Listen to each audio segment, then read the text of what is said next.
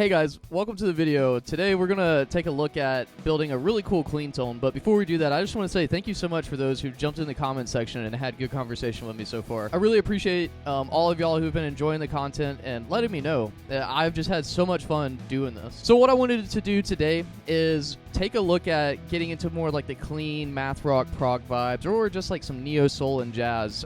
Basically what I'm going to show you is a really good template for a cool, clean, modern tone, and you can take it and do whatever you want with it. The inspiration from this is some of the Neural DSP plugins. I really enjoy a lot of their approaches to cleans and doing stuff like you're going to see some of the reverbs we're going to get into, and just doing some non-traditional stuff that maybe you haven't thought about doing with the ToneMaster Pro. Again, I'm focusing on the ToneMaster Pro. You should be able to replicate this with any modern modeler, and at least the fundamentals we're going to go over, they apply everywhere.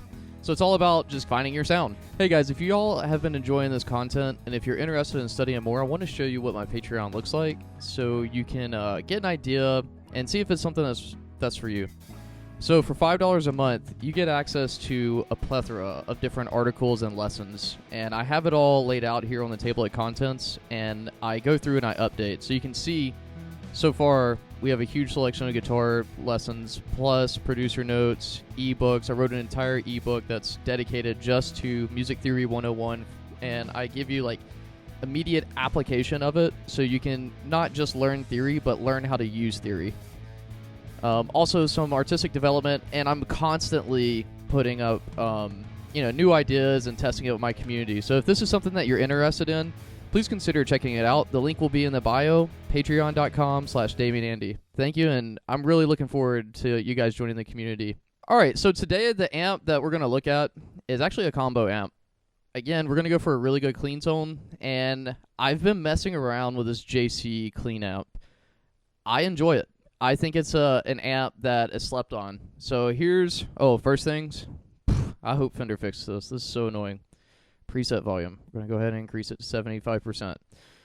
If you're looking at this and you're wondering why I do this on every video, it's because if you get the ToneMaster Pro, and if you could just go straight into recording through your DAW or digital audio workstation, you'll notice that your guitar signal will be so quiet, and it's because of this, the preset volume. I've been experimenting with 100%, whatever. It just depends. If I'm live streaming, I will put this at 100% so I can actually control what's coming out, and I'll just keep everything out, and then I'll do... on the mixer, I'll control in the mixing, and I'll pull it down so I'm not clipping. So let me see what I'm doing now. Yeah, right now we're all clean. So you should be getting really good audio without clipping. But my preset volume, just for recording, I'm just going to bump it up. All right, the JC Clean amp. This is based off of a Roland JC 120, I believe. This amp is very famous in the jazz world. So what that should tell you is it's going to be a really good, boring, clean tone that's going to have a lot of warmth. And I say boring jokingly. First thing we do is just increase the amp level. Let me hear what it sounds like stock.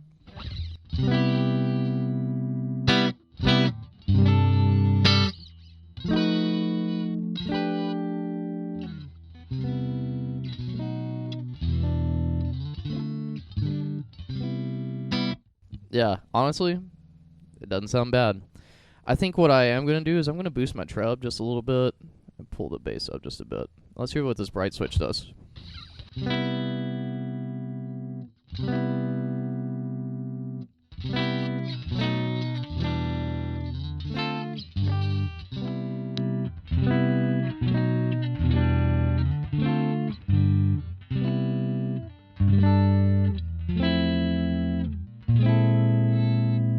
Oh yeah, that's good.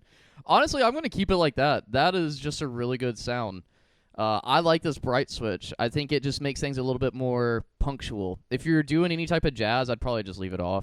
Because jazz, if you listen to like Wes Montgomery, the way that I've been able to replicate his tone is by pulling down on my tone knob. And I'm sure if you pulled down on your tone knob, pulled off this, and kept it as is, you'd probably have a wonderful jazz tone. All right, so cleans, right? We're not going to do anything too crazy, but I'm going to show you some tricks. Next thing we're going to do, we want reverb. I hardly ever play a dry signal. Even when I'm playing metal, I like to have a little bit of reverb. The reverb I'm going to use today, I have fallen in love with this. This is the Cloud Reverb. This is the first time I saw a reverb like this was the Neural DSP plugin Abasi. And if you listen to the preset, I believe it's called like Crystal Cave, it does something similar. Out of the gate, this is a little overwhelming. Listen.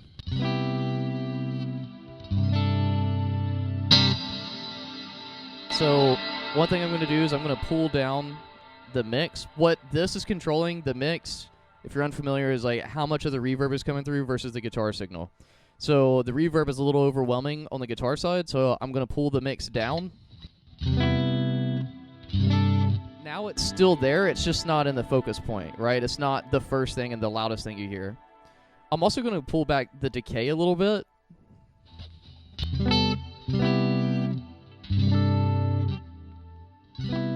And all that's doing is you're decaying. We're controlling how long that taper is. If you're doing anything where you want it really, really drippy, and when you hear the term drippy, if you're unfamiliar with these terms, that just means a lot of reverb. You can increase your delay, you can increase your mix, you can do things to get a little bit drippier. For tone, honestly, I'd probably just leave it as it is, but let's just experiment. Let's see what happens if I pull it all the way down. Let's pull it all the way up.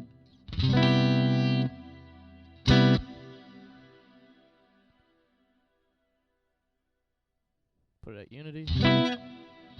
Yeah, I don't really hear a lot of what it's doing, so I'm probably just going to leave it there. I don't want to get too crazy, because, man, you can really go down the black hole of dialing all this stuff in.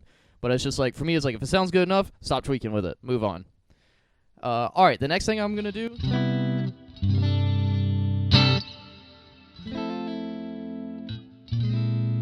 Ooh, we're sounding good. Tone Master Pro, man. Build a really pretty tone so fast. The only thing I'm going to add is, because right now I'm playing on a single coil. I love single coils. The older I get, the more I'm learning how to appreciate them. So if you're coming from a humbucker like my Les Paul, the humbucker is really, really loud, or high output, I should say. It's, I guess in the neck it's an underwound neck pickup, but an overwound bridge pickup. So if you have anything that has a high impedance output, you probably don't need to do this next step.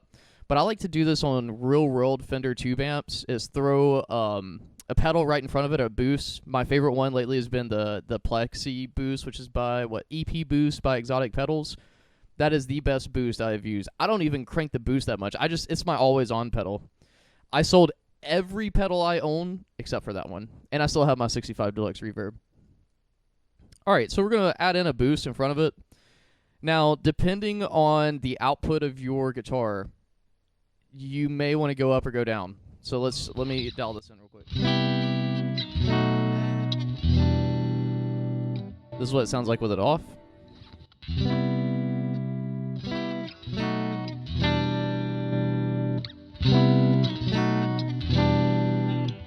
I'm going to pull it down just a hair. This guitar has really high output Ibanez pickups. Even if I'm in coil split, it's still very high. Yeah, that's probably good. I could probably even pull it down even more if I wanted. I just find a boost just does something. Obviously with the boost turned up all really loud, you can hear the difference, but the real thing that a boost does is more about the feel of the guitar. And I saw someone left a comment saying, can you talk about feel? Discussing feel behind an instrument is such a hard thing to really talk about, because you got to feel it, man. And I know that sounds so corny and lame, but it's just the truth. What I find that a boost does, for someone who loves humbuckers coming into the single coil world, it's just given me a little bit more confidence. It's like I don't have to dig in as hard to get the sounds that my ear hears. So that's how I like to use a boost. Just a confidence booster. Ha ha ha, pun intended. Here it is with it off.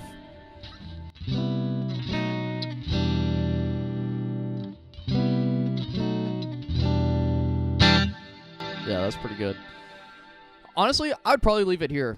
If you want to continue to stack stuff onto it, let's do this. Let's also add in, and this is just so you can learn the unit. For me, I would probably keep that as is and gig it, but so we can get more out of this video and you can learn more in the same amount of time. Or I'm going to add in a compressor. If you're unfamiliar with compressors, go with a simple compressor. If you love being a nerd and dialing in and spending a lot of time, the studio compressor is really good. But either is fine. The simple compressor does more than enough. Now, I'm going to try to explain compressors to you where this makes sense, okay? So let's say that my guitar has the capacity to play from 0 decibels to, let's just say this is 10 decibels. However, 90% of the time, my guitar is playing from 0 to 7 decibels. So that means that we have a headroom of 3 decibels that we're not touching into, or we're only hitting every now and then. What a compressor will do is it'll take my guitar signal, compress it, and then we'll expand it. So now that guitar signal is being stretched across all 10 decibels. So that is how a compressor works in a nutshell. Some guys, you'll hear them say, well, it just makes things sound better. Well, that's typically why, because now we're getting into headroom. And there's so much more to it than that, but man, if you can just remember that, compressors will make sense. All right, so let's hear what a compressor does to our tone in the Tone Master Pro. We're going to do a low compressor. Honestly, let's see the other one. Okay, I like the way this one sounds better. What I just heard and what you just saw me do is whenever I was playing through that compressor, I felt like the other one, since this is a clean tone, it'll probably be better in a high gain or leads scenario, but it was kind of sucking the life out of it. It felt like my tone, like all the breath got taken out of it and we're just squeezing it. With this, you can really dial it in, especially if you know, like I'm a student at Full Sail, and I've had an entire course just on compressors. So you can really get complicated with them. But biggest thing you want to mess around was threshold. So what is the threshold of where this is really going to kick in? You're going to hear it. Gain, if you need to increase your gain boosting, because again, this is what I was talking about, getting into that headspace. You can think of it doing the same thing. I don't want to go into too much of this because a lot of this will be, we can really get in depth. If this is something you're interested in, let me know and I can literally make a whole 15-minute video just talking about compressors. So if that's something you're interested in, leave a comment in the comment section so I know I wouldn't be wasting your time. Yeah, so let's hear what we've made.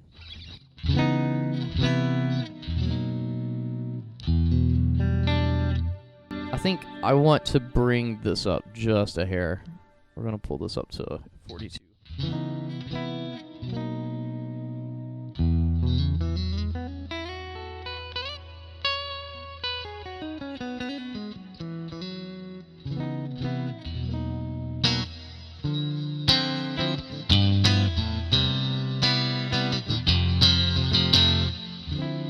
Alright, we're going to do a 2-5-1 in C.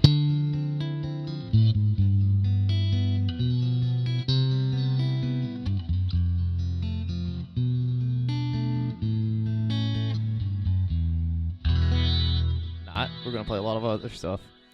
Nah, but with clean tones, don't overdo it. You can really, really overdo it, and it's really easy to. But I think I'm gonna leave it here.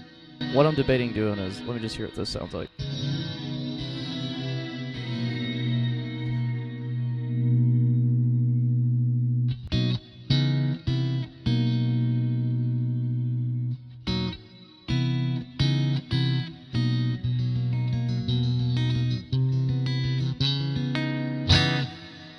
Yeah, that's good.